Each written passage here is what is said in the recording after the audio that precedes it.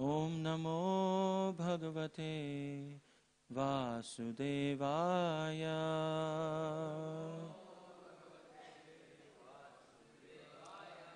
Om Namo Bhagavate Vasudevaya.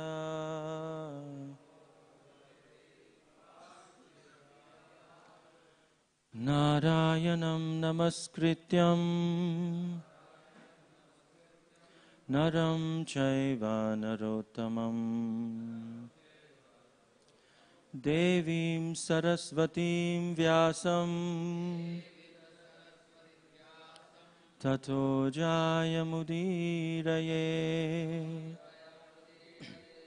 Nashtaprayeshu Abhadreshu Nityam Bhagavat Sevaya Bhagavati Ruttama Shloke Bhaktir Bhavati Naishtiki Krishnaya Vasudevaya Devaki Nandanaya Cha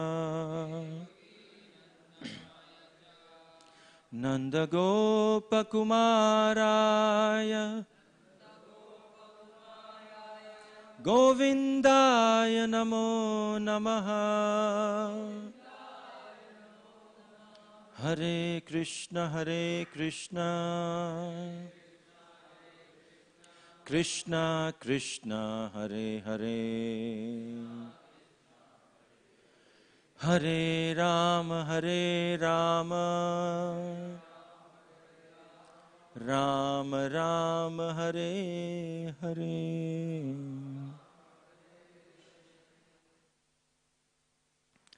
Reading from Srimad Bhagavatam, Canto 11, Chapter 7, Text 41. Parthiveshviha deheshu pravishtashtadgunashrayah gunairna yujyate yogi gandhairvayur ivatmadrik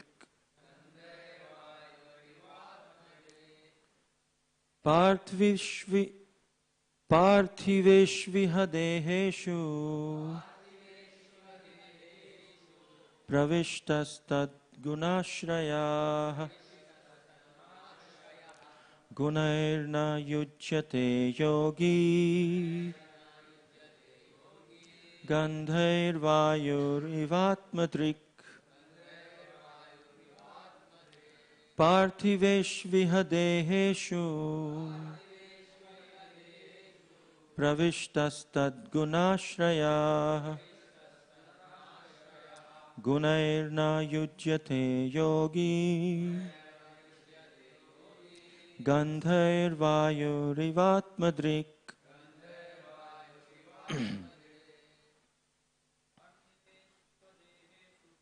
Parthiveshviha deheshu pravishtastat gunashrayah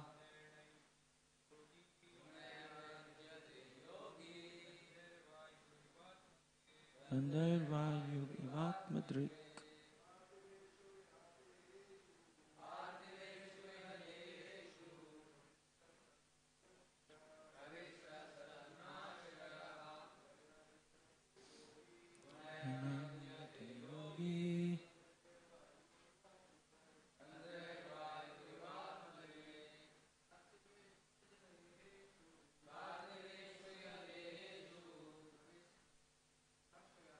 Pravishtasthadgunashraya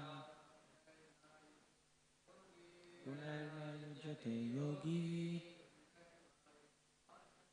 gandhairvayurivatmadrik.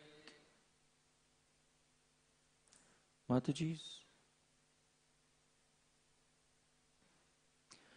Parthiveshu, composed of earth and other elements, iha, in this world, deheshu, within bodies.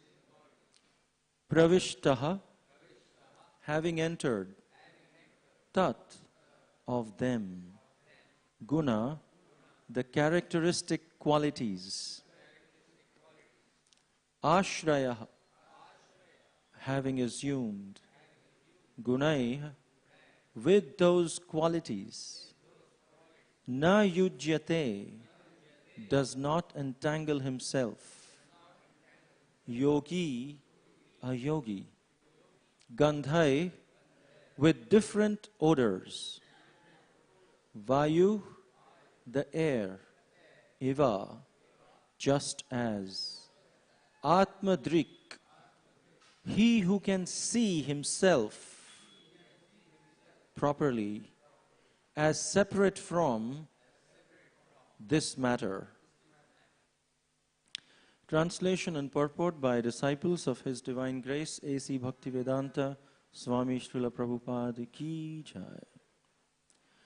Although a self-realized soul may live in various material bodies, while in this world experiencing their various qualities and functions, he is never entangled, just as the wind, which carries various aromas, does not actually mix with them. Purport. Although we experience the wind as fragrant or foul, depending on the aromas it carries, the wind does not in fact change its actual nature.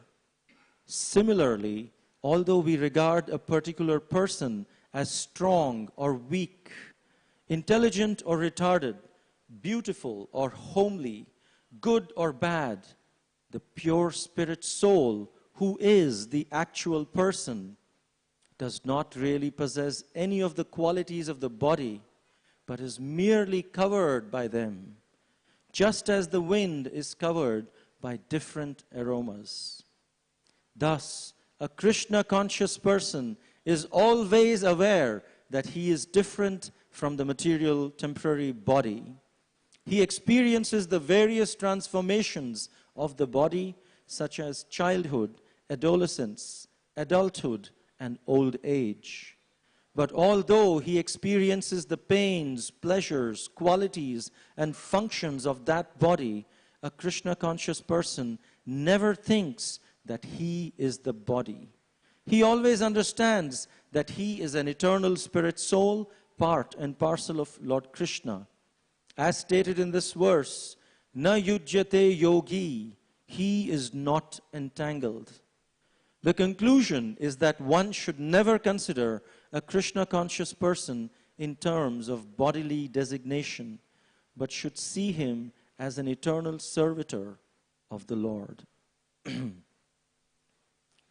Ajnanatimirandhasya Jnananjana Shalakaya Chakshurun Militam Yena Tasmai Shri Gurave Namaha. Nama Om Vishnu Padaya Krishna Presthaya Bhutale Srimate Bhaktivedanta Swami Niti Namine Namaste Saraswate Deve Gauravani Pracharine Nirvishesha Shunyavadi Paschatya Deshatarine Jaya Shri Krishna Chaitanya Prabhu Nityananda Shri Advaita Gadadhara Shri Vasadi Gaura Bhakta Vrinda Hare Krishna Krishna Krishna Hare Hare Hare Rama Rama Rama Hare Hare. Srimad Bhagavatam, Canto 11, Chapter 7, chapter entitled Lord Krishna Instructs Uddhava. So in this verse, Krishna is instructing Uddhava because Uddhava asked for some more clarifications for people who are, he said, who are foolish and common man. By the way, when I'm seeing here, I'm getting overwhelmed by lots of memories which are gushing from 21 years ago. And it's wonderful to be back here in amongst all the friends and devotees and Shiksha Gurus and Diksha Guru. Very fortunate to have His Holiness Radhanath Maharaj here. So here, actually, Krishna had asked all the wise men of the Yadu dynasty to assemble at a place so that he can instruct them. And after his instruction, he asked them to go to Prabhas Kshetra, because in the next few days, Dwarka is going to be underwater.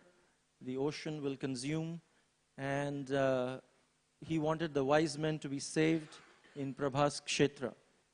So he told all the wise men, including Uddhava, invited them, told him, all of them, to go to Prabhas Kshetra. All of them paid their obeisances. Even the demigods had come, and they were performing artis and paying respects to Lord Krishna when Lord Krishna was about to leave this material world. And so all of them, after paying obeisances, left. But Uddhava, he approached Krishna in a secluded place.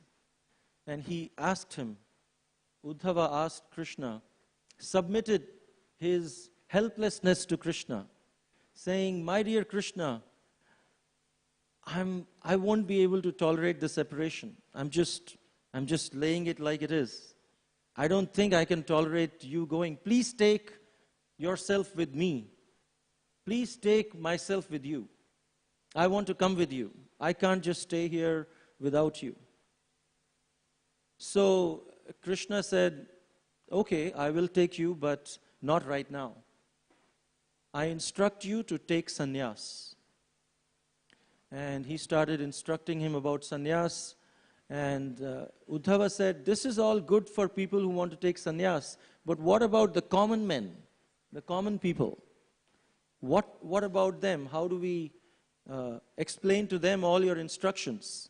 So then Krishna started giving detailed instructions and started elaborating on what he was telling Uddhava. And he started using examples from the nature. Right? Like here he's saying that a self-realized soul is never entangled, just as the wind, which carries various aromas, does not actually mix with them. So just for the common man to understand, this everyone can understand. Everyone experiences wind. Everyone experiences aromas. And so it's very easy for a common man to understand these kind of analogies. Even in the Western world, when we try to preach, we have to be very careful from the point of view that they are coming from. Indians, we already have the culture. We hear the word Krishna. We hear Krishna's name, his pastimes from probably Amar Chitra Katha or something of that sort. But for Westerners, it's a completely paradigm shift. Many of them are exploring Krishna consciousness. Many times they are rebels from their own religion. And they are trying to find the essence of all religions. And that they approach Krishna consciousness in that way. But they also don't have the cultural upbringing. So one time, we do this Bhakti Yoga workshop. It's an 8-hour workshop throughout the day. We have philosophy and culture and so many things, cooking class, yoga, everything combined into one. And the Westerners, they really liked it. So we wanted people from the Bhakti Yoga workshop to be connected to the temple. And so we said, let's give them the certificates at the temple during the Sunday feast. We said, all right, let's try it. Let's see how it goes. And so we announced their names, and each of them, they were completely new, and they came forward and took the certificates, and all the devotees started saying, Hari Bol, Hari Bol. It was wonderful. Everyone took the certificates. And after that, after the program, I approached some of them and I said, how did you feel? How did you like it? And they said the workshop was wonderful, and being in front of so many people was wonderful. But one of them said, did I do something wrong? And I said, no, you were good. You went, took the certificate, bowed down, and you came back. So everything was good. He said, then why was everyone saying, horrible, horrible? And then I understood, oh, they don't understand Hari Bol. An Indian would really be able to extrapolate, even if it's a new culture, they'll be able to say, this is Hari Bol. But this sounds very similar to horrible. And so we have to go at we have to get into their minds and understand where they are coming from. We cannot even to bring them to a level of Krishna consciousness. And that's why even Krishna here is using the lowest common denominator as example, the wind and the air and aromas. Of course, probably in a few decades, this might get outdated. People will think wind comes from the AC, and when we go out, we have to put masks. And so really the wind is really not relevant anymore, probably. But today it is, and we are able to understand that. But here Krishna says, as wind carries various aromas, but does not actually mix with them, similarly, a self-realized soul is never entangled, is never mixed with the distractions that come in the process of self-realization. So Uddhava here, he's submitting, I really cannot tolerate separation from you, my dear Lord.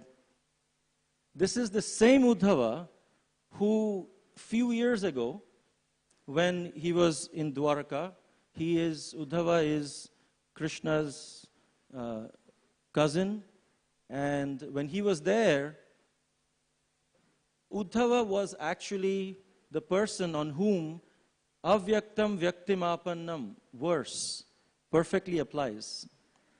Avyaktam vyaktimapannam manyante mam abhuddhaya. Krishna says in Bhagavad Gita, param bhavam ajananto mamavyayam anuttamam. That such people, they do not understand my higher nature. And Uddhava used to consider Krishna as Parabrahma. And Krishna, therefore, gave him this. And he was actually saying, why is everyone so attached? Why are the gopis crying for you? I just can't understand. If they are such high spiritualists, they should not cry.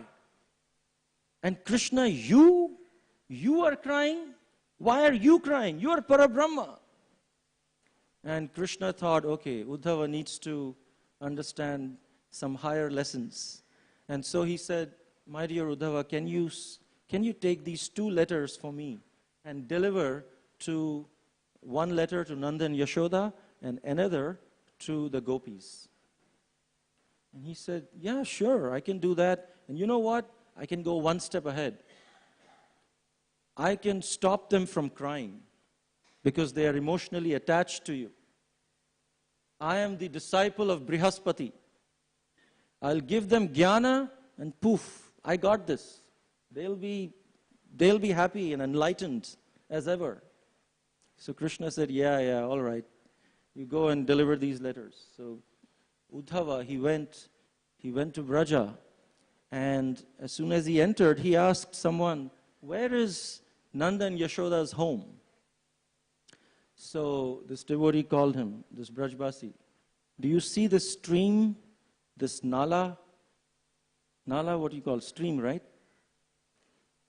Just follow this stream, and this will end right at Nanda and Yashoda's home. I said, what? Is this Yamuna or something? What is this stream? Is this a tributary of Yamuna? They said, no, these are actually tears flowing from the eyes of Nanda and Yashoda, which have formed this stream. If you just follow this, you will reach them.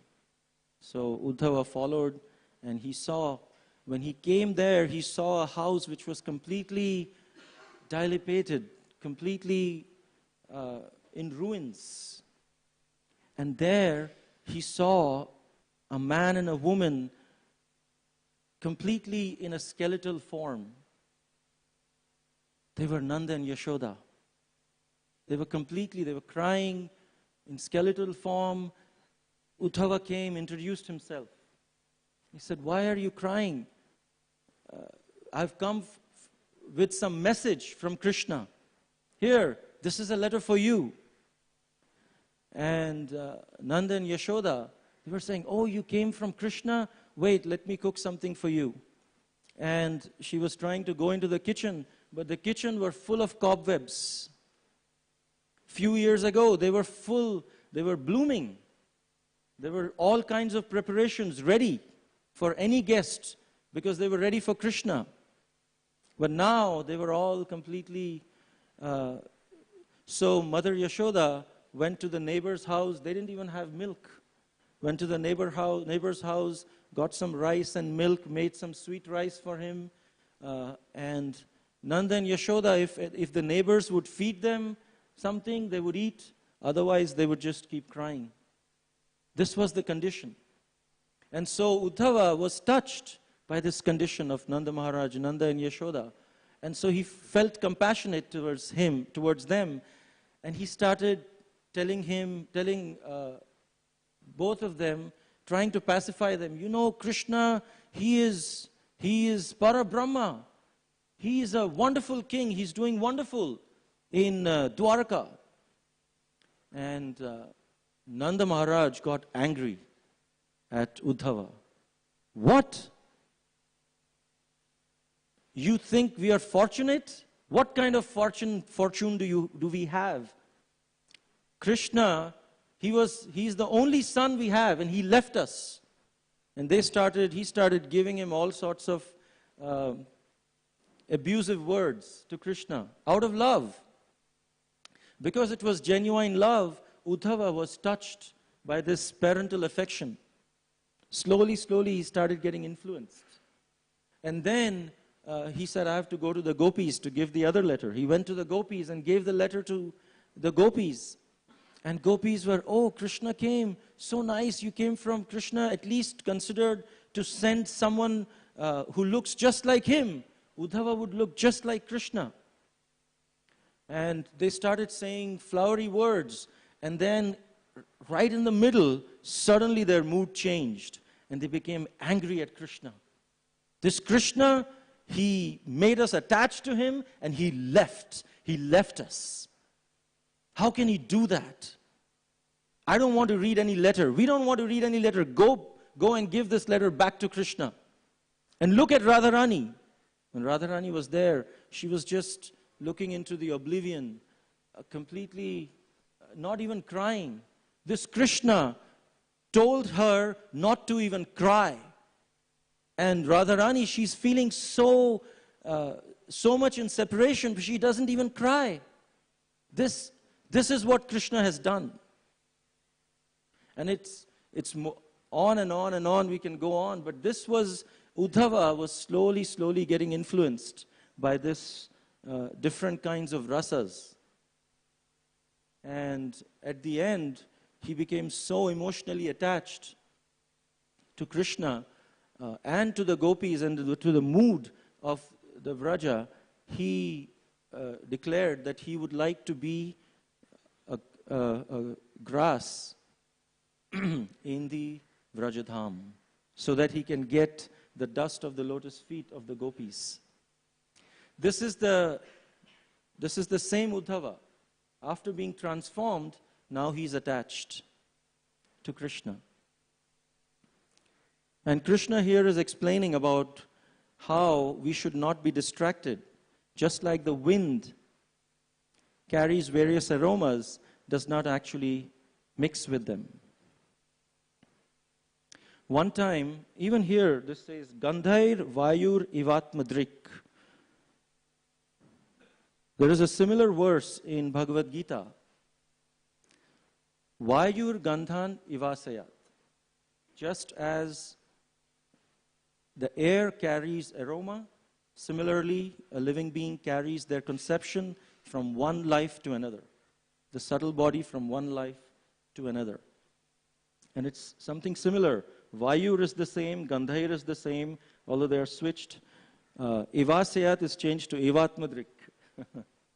But very much similar.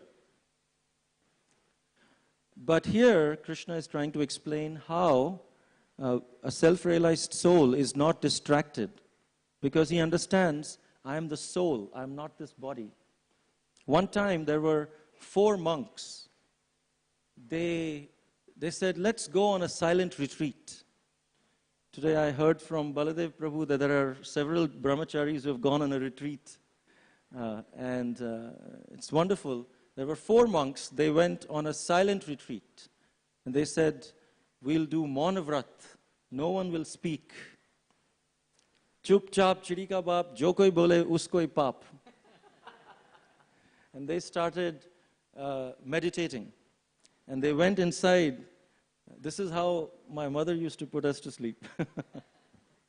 But they went inside a cave. And they said, today, whole day, we will just meditate. And we will not speak anything. But it was quite dark in the cave, so they had a candle. They kept a candle there, and they started meditating. All right, the time starts now. And they stopped speaking, they started meditating. It was morning, afternoon, time passed, it became evening, and there was some wind which was coming in, just like Gandhair Vayur. Wind, a gush of wind came, and as they were meditating, this lamp started dwindling, and poof, it went off. Suddenly it was total darkness. And although their eyes were closed, they were meditating. One of the monks, he opened his eyes, and he exclaimed, oh, the lamp has been extinguished. And the second monk, as soon as the first monk said that, he said, oops, because he broke his Maunavrata. The second monk, hearing what the first monk said, opened his eyes, and he started saying, hey, you broke your vow. Oops. Because he broke his vow saying, you broke your vow. And then the third monk got agitated. Why are you guys disturbing me? Oops. He broke his vow. And the fourth monk, he said, all of you broke your vows, only I did not break my vow. Oops. And he broke his vow also. So in this way, each of them, it started a chain reaction with one of the monks getting distracted, and it permeated into all of their consciousness. So what do we understand? How is it relevant to what we are discussing today? It's something to do with distractions that we have. In our life, just like the first monk, he was distracted by a change where there was light in the lamp and then it got extinguished. He was distracted by that change. He was affected by it. And he broke his sadhana or his vow, whatever he was doing. Similarly, sometimes even in our Krishna consciousness, we do encounter such life-changing situations. And we get disturbed. We get affected by all these different changes. So here Krishna is explaining that a Krishna conscious person, a self-realized soul, is never entangled. Even if he experiences all these various qualities and functions, but we should not allow our Krishna consciousness to be affected by all these different changes. In fact, it should help us deepen our Krishna consciousness, any of these changes. The second monk, what do we learn from him? How did he break his vow? Yes, he said, hey, you broke your vow. He was concerned more about the other person than himself. And sometimes in the association of devotees, we are more concerned, oh, how is that devotee doing? Did you hear this devotee? He did this, this, this. And that is the achar for us, many times, for the mind. But that's a distraction that makes us break the vow, even though we didn't do anything.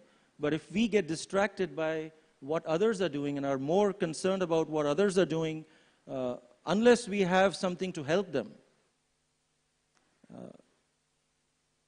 we get distracted too. The third monk, how did he get distracted? Does anyone remember? Huh? Yes, he got angry. Why are you disturbing me? Because of anger, we say things that we regret later. And he regretted breaking his vow, even though he was wanting to focus and concentrate. And tolerating anger is not just grinding our teeth and tolerating it.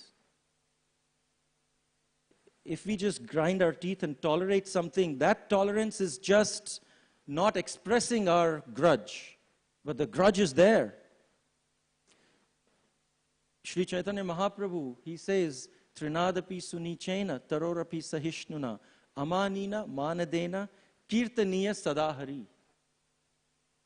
That we must be more tolerant than a tree, but that tolerance includes being grateful, being thankful for this opportunity to exhibit tolerance. Many times devotees will criticize us, will say something about us which may be valid, which may not be valid. But do we get angry at such criticism? How do we deal with such criticism? How can we be grateful at such criticism? A self-realized soul is not affected by any of these things. As Prabhupada explains in his purport, he experiences the various transformations, although he experiences the pains, pleasures, qualities, and functions of that body. A Krishna-conscious person never thinks that he is the body. Prabhupada in Bhagavad Gita, in another verse, he says that Anudvigna, what is that verse?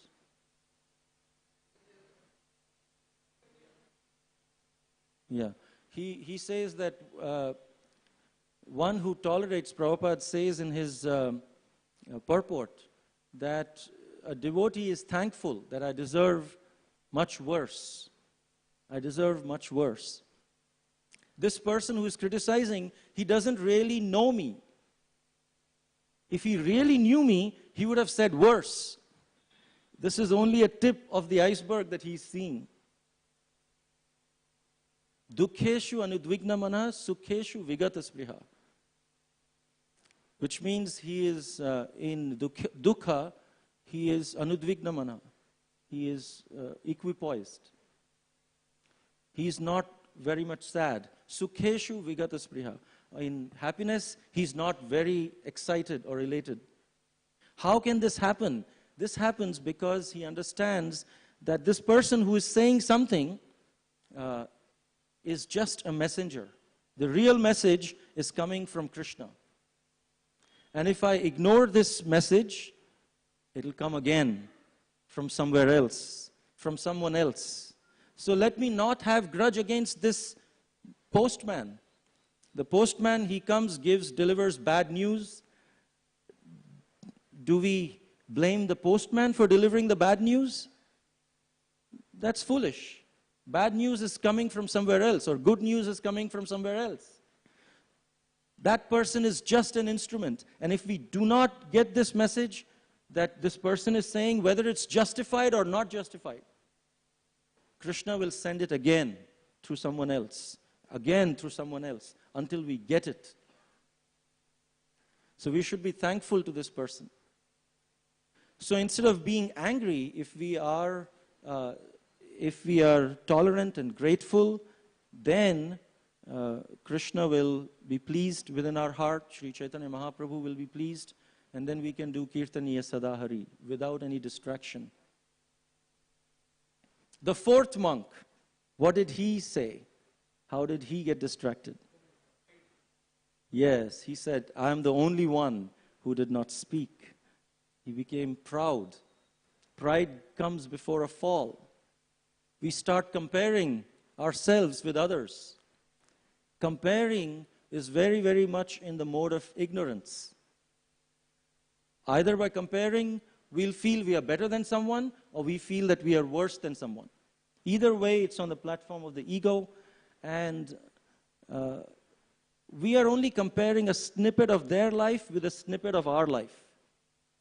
We don't know what they are going through, what they went through to come to what they are doing.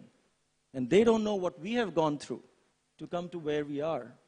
Comparing a snippet is completely irrelevant. It's like going for a movie, coming in the middle of the movie, just seeing the scene where the hero is beating the villain, and we say, oh, look at this. We think that the hero is the villain and villain is the hero, because we're just seeing a snippet.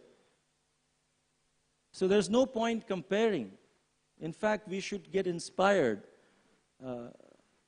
One time, I remember I was in the ashram in 1996 and 97. 96, when it was Prabhupada's centennial, we had book distribution marathon with all the devotees, and at that time, it just started that all the grihasthas would take care of the deity worship and all brahmacharis would go out.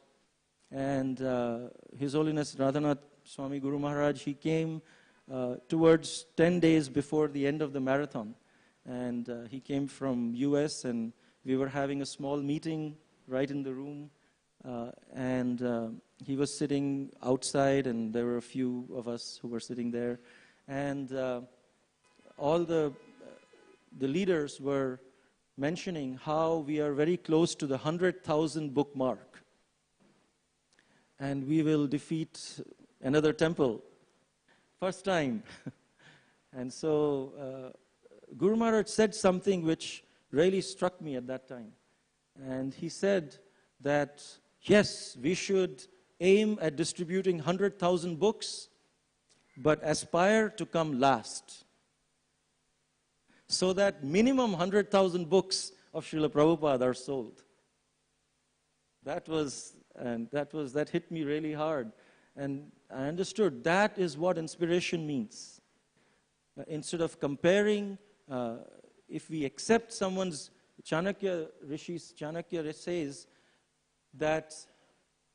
Pandit says that the difference between jealousy and inspiration is acceptance.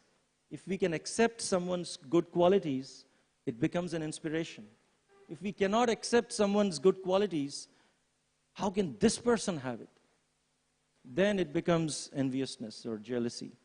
But so this is how we can inspire and not be proud. We did 100,000 books, but our aspiration is to come last. So in this way, amanina manadena, again going back to Sri Chaitanya Mahaprabhu's verse, that we give all respect to others and expect none in return, but not become proud. That will save us from being distracted in this way. So this is all good in theory. We should do this, we should do that. But when the time comes to actually execute it, it's just a moment when we decide whether I'm going to implement or not. Has anyone done skydiving here? Skydiving, diving from thousands of feet from an airplane. Okay, don't worry, I haven't done either. But I have a friend who has done this, skydiving. I was kind of curious, and I was amused that you did it, because he was not physically very fit or something, but he went for skydiving. And so I asked him, how did you go to a training school before you dove from the sky? What did you do? He said, yeah, we went to a jump school. And I said, wow, what do they teach? Do they suspend you in zero gravity or something of that sort? He said, no. They just ask us to stand up on a stool which is about 2 to 3 feet high. And when we stand there, they say, 3, 2, 1, jump. And we just have to jump from that 2 feet, 3 feet stool. And it's like, wow, that's it? I said, yeah. They make us keep doing that again and again, over and over again. Just the same thing. Because when you go at that height, all you have to do is just jump. The rest will be taken care of. That's the moment when you actually need something. So they just teach you, they just train the mind. When you say jump, boom, automatically our system would get automated to jump. And so he said, then how was the experience, I asked. He said, we went up, they took lots of selfies and videos, and there was a lot of you, whoa, yay. And then they took us up, and up there, we were in high spirits. I had the parachute, they put the parachute, the plane was going, it was ascending. When it came time, they opened the doors. He said, all right, come on in. And I started becoming jittery. And then they took me to the edge of the plane. And they said, 3. And I changed my mind right there. I said, I'm not doing this. I'm going back. And he started moving back. And the person said, 2. No, you're not listening. I changed my mind. I don't want to go. 1. And this person said, what is this? I want my money back. I'm not going. Jump. Boom, he jumped. And as soon as he jumped, he asked me, do you know what's the first thing I did when I jumped? When anyone jumps, any guess? What's the first thing they would do? Huh? I said, did you pray? He said, no. The first thing I did was scream. I screamed really hard. And then, if you remember that there's a parachute in that whole commotion and chaos that's going on in your mind, then you pull the parachute. By the way, there's someone behind you also, on top of you, coming there. And then he goes away, and then you have to pull the parachute. If the parachute doesn't open, then you pray. But his parachute opened, and as soon as it opened, he was taken upwards, back. Because of the force of the parachute opening, he went back. And then he sailed, and then there were so many people taking his video, and his face and was completely articulated in different ways. So many things. So I was just thinking that this is how our implementation goes. When time comes for implementation, to jump, he says 3. That's when you say, no, all this theory was good, but to apply this, I changed my mind. This is too much. What do you mean? This person is criticizing me, and you don't want me to do anything? But that's the moment. And then when you jump, we have our parachute, the Hare Krishna mantra. Hare Krishna, Krishna Krishna, Hare Hare, Hare Rama, Rama Rama, Hare Hare. And when we chant the Hare Krishna mantra, in order to gain strength, guess what? Sometimes we go back.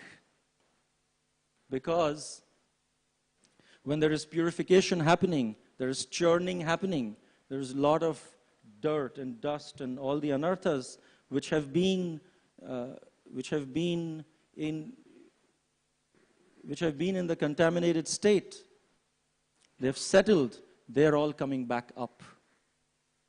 And then it seems like we are in a worse situation than we were before we started chanting.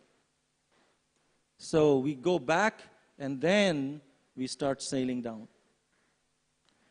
When we go back, that's when we need the association of devotees to tell us to jump. That jumping is very important. So this is what Krishna is trying to explain, theory as well as practice. Philosophy and the practice of philosophy is what a Krishna conscious person, a self-realized soul, does. This is how Krishna is instructing Uddhava, and Uddhava in Lord Chaitanya's Leela came as Paramananda Puri, Sri Paramananda Puri, who was a disciple of Madhavendra Puri, and I think Lord Chaitanya met him during his South India tour the first time and requested him to come to Jagannath Puri so that by the time Lord Chaitanya finishes his tour, they can be together. So in Puri, there is Sri Paramananda Puri stayed at Kashi Mishra's house for some time, and then later he moved to another mutt. And but wherever Chaitanya Mahaprabhu would go when he was invited for prasad, he would take Paramananda Puri with him. And one time in the mutt that Paramananda Puri was living, Sri Chaitanya Mahaprabhu along with Gadadhar Pandit went to meet Paramananda Puri and asked him, "How are you doing? How is everything going?" And he said, "Everything is fine, but this well, I don't like the water of this well. It tastes weird." So Sri Chaitanya Mahaprabhu, he raised his hands and he said, "May Lord Jagannath fill this well with Mother Ganges."